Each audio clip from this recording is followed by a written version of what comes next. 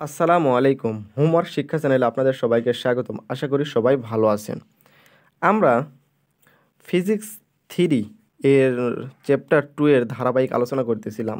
তারই ধারাবাহিকতায় আজকে আমরা দ্বিতীয় লেকচারে উপস্থিত হয়েছি। আজ দেখব স্থির তড়িৎ ক্ষেত্রের আমরা অধ্যায়ের উদাহরণ নাম্বার 5 দেখব। কি সমস্যা 5 দেখি কি বলতেছে, একটি তড়িৎ দ্বিমেরুর ওর অক্ষের লম্ব দ্বিখণ্ডকের উপর অবস্থিত কোনো বিন্দুর তড়িৎ ক্ষেত্রের প্রাবল্য নির্ণয় করো। এই যে তড়িৎ ক্ষেত্রের প্রাবল্য নির্ণয় করতে হবে, ঠিক আছে। আচ্ছা, এই এখানে যে প্রাবল্যটা নির্ণয় করবা, এই প্রাবল্য নির্ণয়ের যে সূত্রটা পাবো, এই সূত্র দিয়ে কিন্তু আমরা চ্যাপ্টার 1-এ একটা গাণিতিক সমস্যা করেছিলাম, কিন্তু ওই অধ্যায়ে এই সূত্রটা ডিরাইভেশন করা নাই, তার কারণে আমরা মুখস্থ করে নিয়েছিলাম, ঠিক আছে। ওই সূত্রটা আমরা এখানে ডিরাইভেশন করব। ওকে, ডিরাইভেশন হলে আপনারা বুঝতে পারবেন। তাহলে এটা আমরা নির্ণয় করি খাতায় থেকে। ওকে, তাহলে প্রথমে আমাদের দরকার হচ্ছে তড়িৎ দ্বিমেরু, ঠিক আছে, তড়িৎ দ্বিমেরু। ওকে, আমরা একটু কিছু বাংলা লিখে নিয়েছি, সেটা আমরা একটু দেখি। যে তড়িৎ দ্বিমেরু কি, দুটি সমপরিমাণ কিন্তু বিপরীত ধর্মী বিন্দু চার্জ পরস্পরের খুব কাছাকাছি থাকলে একটি তড়িৎ দ্বিমেরু গঠিত হয়। আচ্ছা, তাহলে তড়িৎ দ্বিমেরু গঠিত হওয়ার শর্তগুলো আমরা এখানে দিলাম। ওকে, এখন আমরা একটা চিত্র অঙ্কন করব। এই চিত্রটা কিভাবে অঙ্কন করেছি এখানে বর্ণনাটা দিয়ে দিয়েছি, ঠিক আছে। তাহলে কি বলতেছি, মনে করি কিউ ও প্লাস কিউ এবং মাইনাস কিউ, এই যে প্লাস কিউ এবং মাইনাস কিউ মানের দুটি চার্জ পরস্পর থেকে এ প্লাস এ ইকুয়াল 2a। তো এই যে এ আর এখানে এ, ঠিক আছে, এ দুটো যোগ করলে এই পুরো অংশটা পাবো, ঠিক আছে। 2a দূরত্বে অবস্থিত দুটি চার্জের সংযোগকারী সরলরেখার লম্ব দ্বিখণ্ডক ওপি, ঠিক আছে। এই যে ও আর এই পি, এটা হচ্ছে লম্ব দ্বিখণ্ডক, এর উপর ওর পি একটি বিন্দু, এটার উপরে এই ও পি এর একটা উপরে একটা পি বিন্দু, এই পি বিন্দু, ঠিক আছে, বিন্দু ও বিন্দু। তাহলে আমরা কি পাবো, যে কিউ আধানের জন্য প্লাস কিউ আধানের জন্য কিউ পি বিন্দুতে ক্ষেত্র প্রাবল্য, হ্যাঁ, প্লাস কিউ আধানের জন্য পি বিন্দুতে ক্ষেত্র প্রাবল্য। তাহলে প্লাস কিউ বিন্দুতে জন্য প্লাস কিউ আধানের জন্য পি বিন্দুতে, এই বিন্দুতে আমরা ক্ষেত্র প্রাবল্য কি পাবো দেখি। ই ওয়ান ইকুয়াল কি আছে 1/4 পাই এপসাইলন, ই one equal 1/4 pi epsilon equal কি আধান বলতে কি এখানে কিউ আর ব্যাসার্ধের উপর স্কোয়ার, ব্যাসার্ধ বলতে আর ব্যাসার্ধ, ঠিক আছে। তাহলে আর এর উপর স্কোয়ার, এটা আমরা লিখলাম। ওকে, এটা আমরা কিন্তু জানি সবাই ক্ষেত্র প্রাবল্যর। এখন এটার থেকে একটু কাজ করব, যে Q/4 পাই এপসাইলন, এখানে আর স্কোয়ারের মান কি, আর স্কোয়ারের মান কি সেটা আমাদেরকে একটু বের করতে হবে। এই যে এই পুরা টার্মটা যদি আমরা একটা ত্রিভুজ কল্পনা করি, তাহলে ত্রিভুজের চলো কি এই দুইটা বাহু, আচ্ছা আমরা একটু দেখাই, যে এটা আমরা ত্রিভুজ কল্পনা করলাম, ঠিক আছে, এটাকে আমরা ত্রিভুজ কল্পনা করলাম। তাহলে এটা এ, এখানে আর দেওয়া আছে, মনে করো উপরে কোনো কিছু দেওয়া নেই, এটা আমরা পরে তো লিখে নিয়েছি, ঠিক আছে। তাহলে এটা যদি আমরা লিখি তাহলে কি আমরা জানি যে এটাকে আমরা একটা থিটা ধরে নিলাম, মনে মনে ধরে নিলাম, ঠিক আছে। তাহলে আমরা কি জানি হচ্ছে থিটা ইকুয়াল, কারণ কি অতিভুজ স্কোয়ার ইকুয়াল লম্ব স্কোয়ার প্লাস ভূমি স্কোয়ার, তাহলে লম্ব প্লাস ভূমি বলতে আর স্কোয়ার, ঠিক আছে। এখানে থিটা ইকুয়াল কি পাইতেছি, এটাকে রুট করলে এ স্কোয়ার প্লাস আর স্কোয়ার, ঠিক আছে, এটা আমরা পেলাম।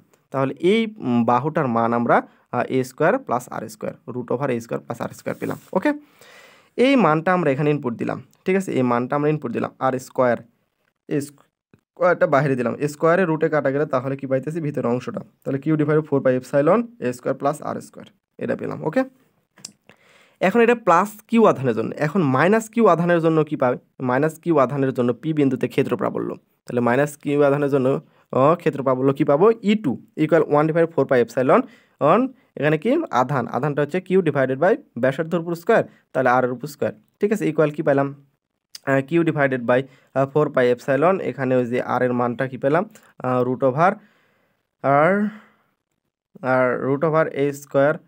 প্লাস r² এর হোল স্কোয়ার, আর এটা হচ্ছে স্কোয়ার রুটে কাটা দিলে Q/4 pi epsilon a² plus r², এটা পেলাম, ঠিক আছে। তাহলে E1 এর মান পেলাম এবং E2 এর মান পেলাম, ঠিক আছে। এখন চিত্র থেকে দেখা যায় যে এই চিত্র থেকে কি দেখা যায়, যে চিত্র থেকে দেখা যায় যে E1 এবং E2, যে E1 এবং E2 কি হচ্ছে, যে এই যে E1 এবং E2, ঠিক আছে, এর মধ্যবর্তী কোণ θ1 + θ2, তাহলে এটা আর এটার মধ্যবর্তী কোণ কি আসতেছে, এই যে থিটা, এটা থিটা, তাহলে থিটা থিটা কী হচ্ছে টু থিটা, তাহলে theta plus theta equal to theta, এবং ধরি E1 এবং E2 এর লব্ধি হচ্ছে ই, তাহলে এই যে এটা আর এটার লব্ধিটা কি ই, ঠিক আছে, এই ইটা আমরা ধরে নিলাম। ওকে, এখন আমরা এখান থেকে একটু ডিরাইভেশন কাজ করি, যে এই যে ই ইকুয়াল আমরা কি লিখতে পারি, যে E1 কস প্লাস E2 কস, তাহলে ই ইকুয়াল লিখতে পারি E1 কস প্লাস E2 কস। তাহলে এখান থেকে কি পাইতেছি E1 কস থিটা প্লাস, এখানে চলো এটার পরিবর্তন আমরা কি লিখতে পারি, আমরা একটা জানি যে এই দুটাকে ইকুয়াল যদি করি, তাহলে E1 কস আর E2 এ কস, তাহলে E1 কস প্লাস E2 কস যদি করা হয় সমান করা হয়, তাহলে এটা কাটা যায়, তাহলে E1 ইকুয়াল E2 লেখা যায়। তাহলে E1 E2 মানে কি, তাহলে E2 যেখানে থাকে সেখানে E1 লিখতে পারি, তাহলে E1 বলতে কি এই যে অংশটা, সেই অংশটা আমরা এখানে লিখে দিলাম, তাহলে E1 কস থিটা। তাহলে এখান থেকে কি পাচ্ছি 2E1 কস থিটা, এটাকে 1 নম্বর সমীকরণ দিলাম। ওকে, আচ্ছা, এখন আমরা এই কসের মান নির্ণয় করব, ঠিক আছে, কারণ কি আমরা E1 এর মান জানি, E1 এর মান এখান থেকে বের করেছিলাম, এখন যদি কসের মান বাহির করতে পারি তাহলে আমরা ক্ষেত্র প্রাবল্য নির্ণয় করতে পারবো, ঠিক আছে। তাহলে কস থিটা ইকুয়াল কি জানি ভূমি বাই অতিভুজ, তাহলে ভূমি এটা হচ্ছে ভূমি বাই অতিভুজ, তাহলে ভূমিটা কি আসতেছে, ধরে নিলাম হচ্ছে ভূমিটা এ, যদি আমরা এটা চিত্রটা উল্টাই দিই, তাহলে ভূমি এ আর হচ্ছে অতিভুজটা কি আসতেছে √a² প্লাস r², ঠিক আছে। তাহলে এটা আমরা কসের মান পেলাম। এখন এই মান এবং এই যে E1 এর মান, এই মানগুলো যদি আমরা 1 নম্বর সমীকরণ ইনপুট দিই তাহলে আমাদের কাঙ্ক্ষিত সমাধান পাওয়া যাবে, ঠিক আছে। আচ্ছা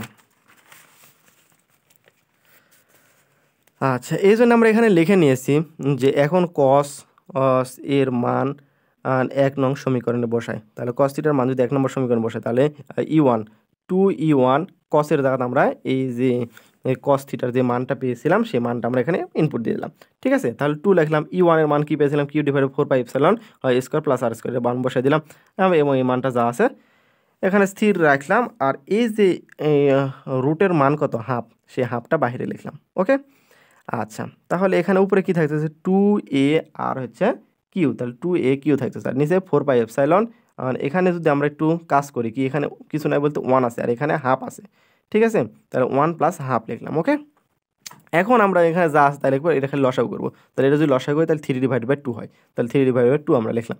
এখন আমরা এটার হচ্ছে শর্ত দেবো, যেহেতু এর আগের এর ম্যাথটা তো আমরা হচ্ছিল যখন তড়িৎ ক্ষেত্রে রাশিমালা নির্ণয় করেছে সেখানে আমাদেরকে শর্ত দিয়েছিল, এখানে আমরা শর্ত দিব, ঠিক আছে।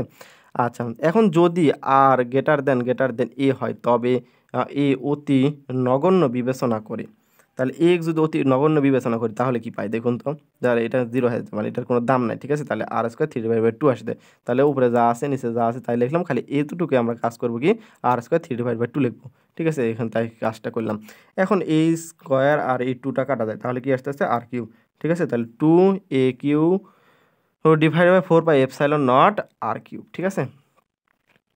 এখন আমরা জানি যেহেতু তড়িৎ দ্বিমেরুর ভ্রামক, আমরা তড়িৎ দ্বিমেরুর ভ্রামকের থেকে জানছি যে P = 2a3, তাহলে 2a3 যদি হয় তাহলে এটাই মানটা আমরা এখানে বসাতে পারি, ঠিক আছে। তাহলে এখানে যদি বসাই তাহলে কি আসতেছে এই 2a3 এর দ্বারা P বসাবো, তাহলে E = 1/4πε, এটাকে ভিন্ন রাখলাম, আর এটার পরিবর্তনে P লিখলাম, আর এই r³ লিখলাম, এটাই আমাদের কাঙ্ক্ষিত তড়িৎ ক্ষেত্রের প্রাবল্য।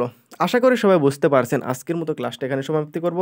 যারা আমাদের পেইড ব্যাচে যুক্ত হতে চান তারা আমাদের হোমওয়ার্ক শিক্ষা চ্যানেলের সাথে যোগাযোগ করুন। আমাদের ডিসক্রিপশনে হোয়াটসঅ্যাপ ইমো নাম্বার দেওয়া আছে, আমাদের সাথে যোগাযোগ করে কোর্সগুলো নিতে পারে। সবাই ভালো থাকেন, সুস্থ থাকেন। আসসালামু আলাইকুম ওয়া রাহমাতুল্লাহি ওয়া বারাকাতুহু।